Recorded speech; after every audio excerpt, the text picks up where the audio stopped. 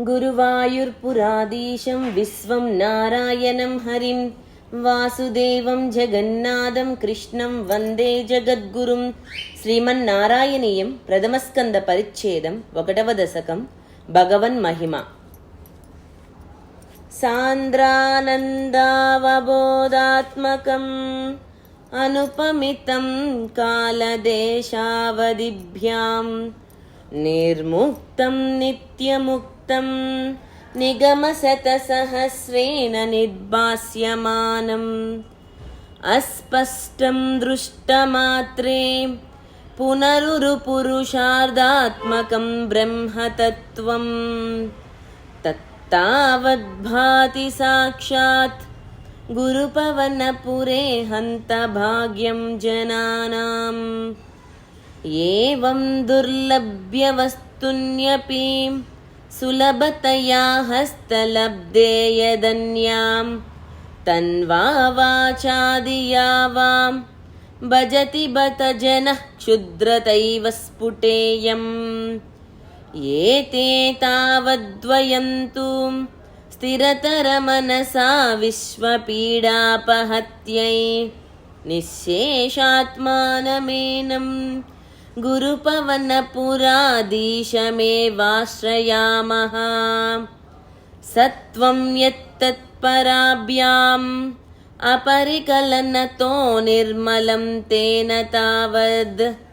భూతైర్భూతేంద్రియైస్తే వపురితి బహుశః శ్రూయతే వ్యాసవాక్యం తత్వత్స్వచ్ఛత్వాద్ యచ్ఛాదితపరసుఖచిద్గర్భనిర్భాసరూపం తస్మిందన్యారమంతే శృతిమతిమధురే సుగృహే విగ్రహే తే నిష్కంపే నిత్యపూర్ణే నిరవధి పరమానందపీయూషరూపే నిర్లీనానేకముక్తావళీ సుభగతమే నిర్మల బ్రహ్మసింధౌ కల్లోల్లోల్లాసతుల్యం కలు విమలతరం సత్వమాహుస్తదాత్మా కస్మాన్నో నిష్కలస్త్వం సకల ఇతి వచస్త్వత్కలాస్వేవ భూమన్ నిర్వ్యాపారోపి నిష్కారణా మజభజసే యత్రియామీక్షణాఖ్యాం తేనైవోధేతి లీనాం ప్రకృతిరసతి కల్పాపి కల్పాదికాలే తస్యాః సంశుద్ధమంసం కమపి తమతిరోధాయకం సత్వరూపం సత్వం ధృత్వా దదాసీం స్వమహిమ విభవాకుంఠవైకుంఠరూపం తత్తే ప్రత్యగ్రదారాధరా లలితకళాయావళీకేళికారం లావణ్యస్తైకసారం సుకృతిజనదృశాం పూర్ణపుణ్యావతారం లక్ష్మీనిశ్శంకలీలాం నిలయన అమృతస్యందసందోహమంతః సించత్సంచింతకానాం వపురనుకులయే మారుతాఘారనాథా కష్టాతే సృష్టిచేష్టా బహుతర భవకేదావహ జీవభాజాం ఇత్యేవం పూర్వమాలోచితా మజితమయా నైవ మధ్యాభిజానే నోచ్ఛే జీవః కథం వాం మధురతరమిదం త్వద్వపుశ్చిద్రసార్ధం నేత్రైః స్తోత్రైశ్చ పీత్వా పరమరససుధాంబోధిపూరే రమేరన్ నమ్రాణాం సన్నిధత్తే సతతమపి పురస్తైరనభ్యర్థితానపి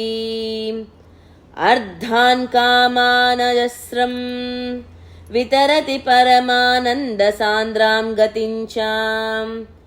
ఇత్తం నిశ్శేషలభ్యో నిరవధికఫలః పారిజాతో హరే త్వం క్షుద్రం తం చక్రవాటీ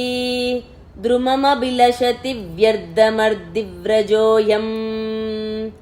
कारुण्यात् काममन्यं ददति खलु परे स्वात्मदस्त्वं विशेषात् ऐश्वर्यादीशतेऽन्ये जगति परजने स्वात्मनोऽपीश्वरस्त्वं त्वय्युच्चैरारमन्तीं प्रतिपदमधुरे चेतनः स्फीतभाग्याः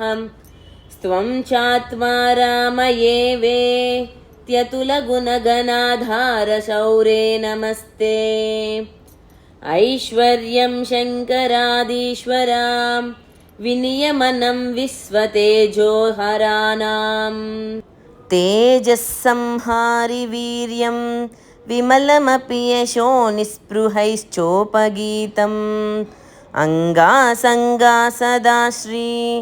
अखिलविदसि न क्यापि ते सङ्गवार्ता तत्त्वातागारवासिन् मुरहर भगवच्छब्दमुख्याश्रयोऽसि